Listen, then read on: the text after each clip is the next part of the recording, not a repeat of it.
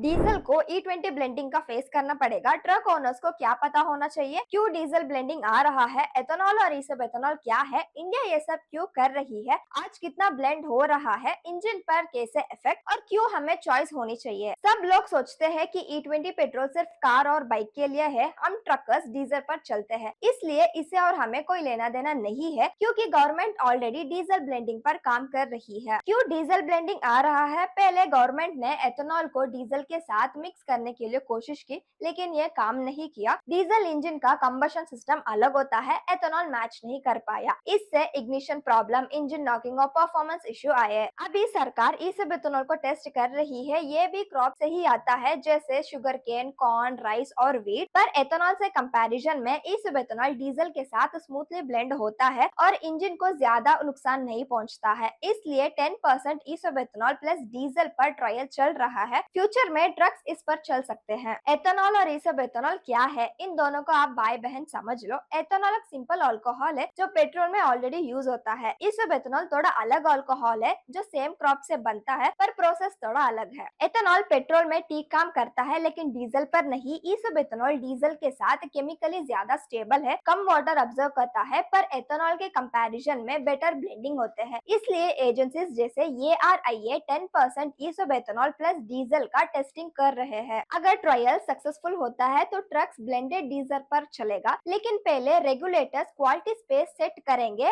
और ऑटोमेकर्स warranty compatibility confirm करना पड़ेगा। तो मेन डिफरेंस ये है कि इंजन में कैसे बिहेव करेगा। इंडिया ये सब क्यों कर रही है? इंडिया हर साल 22 लाख करोड़ से ज्यादा क्रूड ऑयल को इंपोर्ट करते हैं, इनमें से ज्यादा पार्ट पेट्रोल और डीजल में जाता है, और हमें सिर्फ 20% लोकल एथेनॉल और इसब एथेनॉल से रिप्लेस कर दे तो इंपोर्ट काफी कम हो जाएंगे। लेस डिपेंडेंस है फॉरेन कंट्रीज में ऑयल के लिए। आज भी पावरफुल लीडर जैसे ट्रंप ने यूज किया ऑयल डिपेंडेंस इंडिया के अगेंस्ट। रुपीस की वैल्यू स्ट्रांग होगी क्योंकि इंपोर्ट्स पर डॉलर्स बचेगी, फार्मर्स की अर्निंग बढ़ेगी, शुगर केन, कॉर्न, राइस जैसे क्रॉप्स की नया डिमांड आएगी। पहले से ही शुगर मिल सिर्फ एथेनॉल सेल की वजह से सर्वाइव कर पाई है। बिहार, यूपी, महाराष्ट्र के फार्मर्स एथेनॉल डिमांड की वजह से अपनी क्रॉप्स के लिए बेटर प्राइस ले रहे हैं। जब एक कंट्री के पास सस्ता एनर्जी हो तो वो डोमेस्टिक बायोफ्यूल यूज करे और वो एक्सपोर्ट ओरिएंटेड इंडस्ट्री बिल्ड करे तो इंटरनेशनली ज्यादा कॉम्पिटेटिव हो जाती है। चाइना ने एक्सपोर्ट लीड इंडस्ट्रियलाइजेशन का रास्ता फॉलो किया। चीप इनपुट्स, मास मैन्युफैक्चरिंग, ह्यूज स्केल और स्ट्रॉन्ग इंफ्रास्ट्रक्चर। अगर इंडिया अपनी इंपोर्ट बिल में बायोफ्यूल के थ्रू कम करे तो एक्सपोर्ट्स, टेक्सटाइल, इंजीनियरिंग गुड्स और प्रोसेस्ड फूड्स को पुश करे तो रिसोर्स फ्री करेंगे फैक्ट्रीज, पोर्ट्स और लॉजिस्टिक में इन्वेस्ट करने के लिए, बिल्कुल वैसे ही जैसे चाइना ने अपनी ग्रोथ के लिए किया था।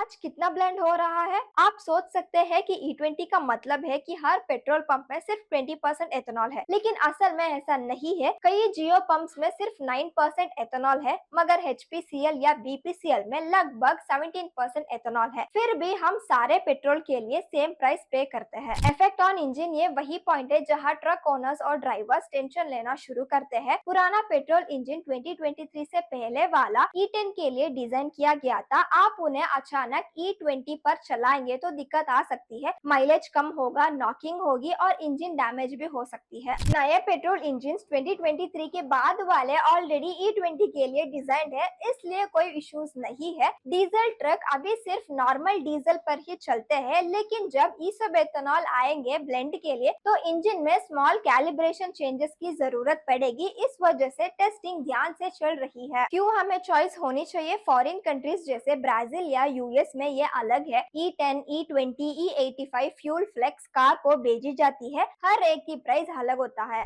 अगर आपको E10 चाहिए तो आप उसका रेट पे करते हो, अगर आपको E20 चाहिए तो कम पे करते हो। अगर आप एनवायरमेंट फ्रेंडली हो और E85 कार यूज करते हो तो E85 फ्यूल यूज कर सकते हो। इसका मतलब ये है कि लोगों के पास चॉइस होनी चाहिए। अभी इंडिया में हमें ये चॉइस नहीं है। जो भी ब्लेंड कंपनी सप्लाई करती है वो पेट्रोल पंप पर मिलती है, सब एक ही प्राइस पर सोचिए अगर ये स्पीड पेट्रोल या नॉर्मल पेट्रोल जैसे होता तो आप डिसाइड करते कि क्या आपको E10 चाहिए या E20 या नॉर्मल पेट्रोल या डीजल, ये बेस्ट होता। क्योंकि ये अलग इंजन, अलग यूजर, अलग प्रेफरेंस, हर कोई चूज कर सकते थे कि क्या बेस्ट काम करता है। ब्लेंडिंग अच्छी है, इंपोर्ट्स कम करती है, फार्मर्स को सपोर्ट करती है और इंडिया को स्ट्रांग बनाती है, लेकिन कस्टमर को भी फ्रीडम होनी चाहिए लिए चूज करने के लिए E10, E20 नॉर्मल जैसे फॉरेन कंट्रीज में है। इस वीडियो के बारे में आपको ओपिनियन कमेंट सेक्शन में जरूर बताएं। धन्यवाद।